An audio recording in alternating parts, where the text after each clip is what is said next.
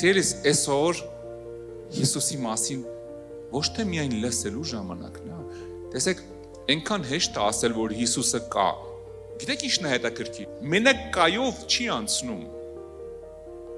Պիտի համել լինի կարող է։ Ինքը կարող է, ի վիճակի է, ինքը ունի այդ հնարավորությունը։ Մարդը չի ուզում լսի, ուզում է տենա, որ այդ ում մասին դու ասում ես իր կյանքում անձնական փրկիչը, անձնական բժիշկը, անձնական հարց լուծողը։ Երբ որ մարդը լսում է, տեսնում է դա, էլ ոչ մեկ իրան չի կարող Հիսուսից խլի։ Մասսայական բժշկություններ ու ազատագրումներ էին գնում։ Տեսնում էին, թե ոնց են մարդիկ անդամալույսները բժշկվում։ Պատկերացրու, այդ մարդկանց, էլ որ ծեծեսել Հիսուսից հեռու չեն գնա, իր աշխով տեսել Աստված ինչ է անում։